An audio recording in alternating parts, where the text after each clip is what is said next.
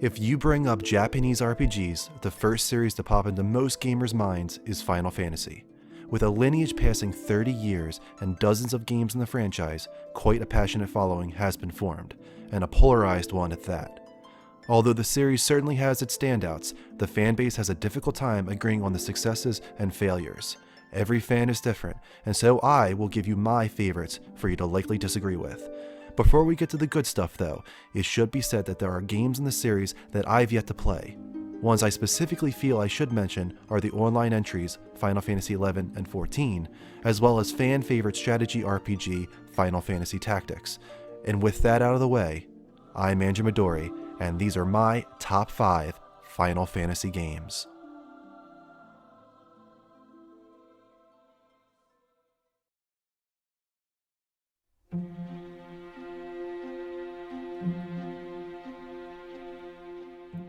Let's get this one out of the way right now, because it's an unpopular opinion around the interwebs, but I love Final Fantasy VIII. Love, I feel, is the appropriate word, considering that the second Final Fantasy for the Sony PlayStation is so drenched in romance, and I mean that in the best way possible. A great love story, for me, is an integral part to the Final Fantasy series, and VIII arguably has the best and most developed romance of the entire series, with Squall and Rinoa, of course, at the heart of it. Squall is a mercenary at a military academy, molded to someday defeat the sorceress, until, in typical JRPG fashion, everything changes when he meets Rinoa, their member of a small resistance faction. With the first modernistic atmosphere in a Final Fantasy game, as well as drastic changes in combat, it certainly stands out among its peers. The story is wonderfully told with many twists and turns, fantastic boss battles, beautiful graphics, and one of Uematsu's best musical scores. Also, who can forget that opening cinematic?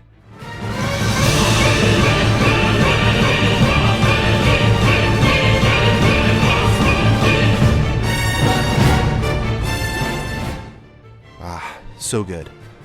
Final Fantasy VIII settles in at number 5.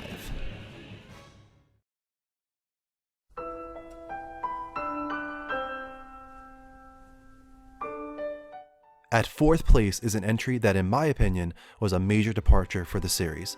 Final Fantasy X was the first Final Fantasy for the PlayStation 2 generation and represented the start of voice acting in the series.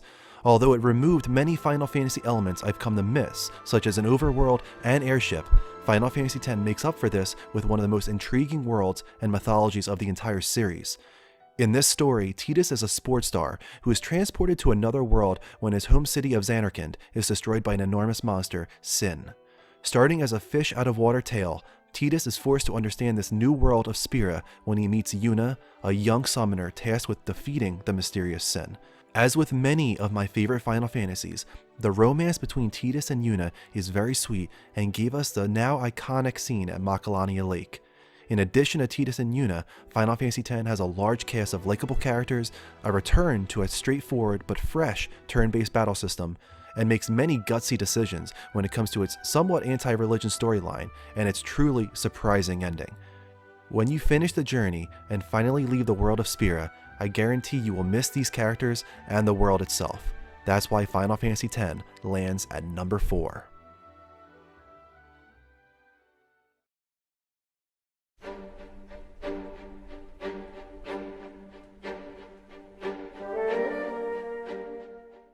At 3rd place is the very best of the pre-PlayStation Final Fantasy games. Final Fantasy VI is an incredibly ambitious experience with the largest cast of any mainline entry in the series.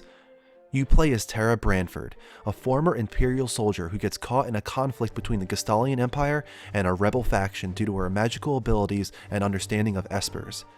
Espers were what are now considered summons, and with Final Fantasy VI, it was the first time they were focused on in a strong way. 6 is also known with giving greater importance to other series mainstays, such as Mughals. Its biggest achievement, however, is taking 14 permanent party characters and giving every single one of them a compelling story. It didn't just have great protagonists though. Final Fantasy VI gave us arguably the greatest villain in video game history, Kefka. This is no normal villain. Kefka practically succeeds in destroying the entire world. And why? Because he can. The story takes some super bleak turns, and that is one of the many things that makes it special. Add on to that a genre-defining moment with a tragic opera scene, and you have my third favorite Final Fantasy of all time.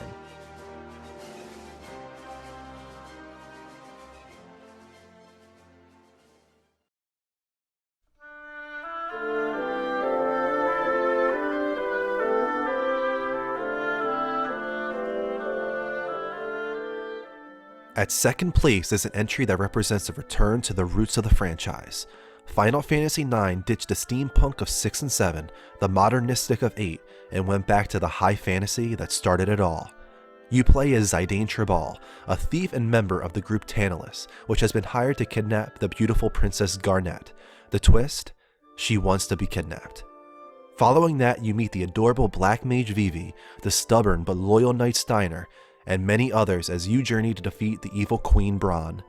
The best word to describe Final Fantasy IX is charming. From the deliberately cartoony graphics to the sweet love story between Zidane and Garnet, and of course to the wonderful musical score by Nobuo Uematsu, which by the way, he still calls his best work in the entire franchise. It doesn't necessarily do revolutionary things in its combat system, but still it remains so memorable.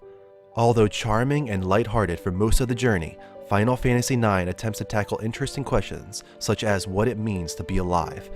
Following the somewhat dark and drab atmospheres of 7 and 8, 9 came at a perfect time. Just the thought of going back into that world fills me with happiness, and that is why Final Fantasy IX makes it to the number 2 spot.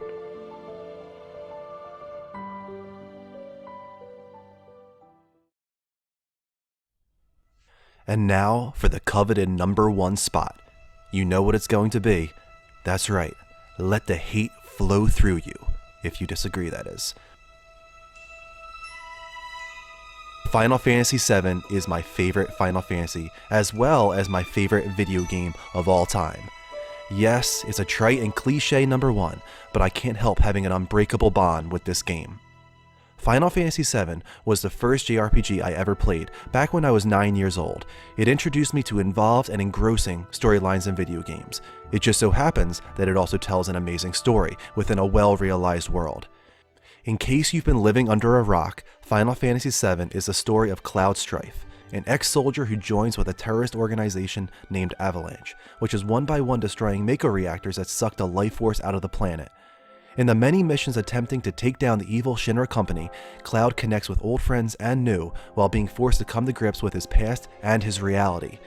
Final Fantasy VII attempted things that games likely wouldn't dare to do today, maybe not even the forthcoming remake. From cross-dressing to get into Don Corneo's whorehouse, to getting seemingly sexually assaulted at the Honeybee Inn, to Sid Highwind being a truly despicable womanizer, this game had a very strange sense of humor, but that's certainly where the charm lies. Right there with Final Fantasy IX, 7 has the best characters in the franchise. And yes, I know we talked about Kefka being the fan favorite villain earlier, but for me, no one beats the elite soldier Sephiroth. Destroying the world is messed up for sure, but it doesn't possess the same emotional impact as seeing the one you love impaled right before your eyes. Besides 7 having what I consider to be the best story, it also has a deep and rewarding battle system. Materia is just so satisfying to collect, level up, and mix together in different combinations. And maybe it's nostalgia talking here, but I still feel like the summons in 7 have not yet been beaten.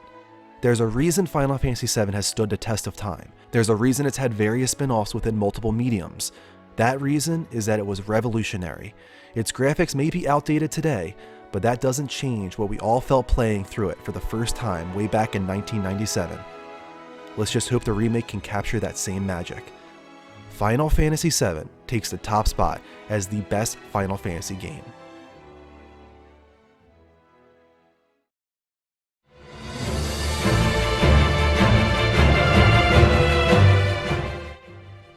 With Final Fantasy XV, Final Fantasy Dissidia Arcade, and the Final Fantasy VII Remake all still on the horizon, we have a tremendous amount to look forward to. But this right here was my current top 5 favorite Final Fantasy games. If you would like to agree or disagree with my choices, please do so in the comments below. And don't forget to come back here every week on the Level Up Network for new top 5 lists. Until then, take care, and don't forget to level up.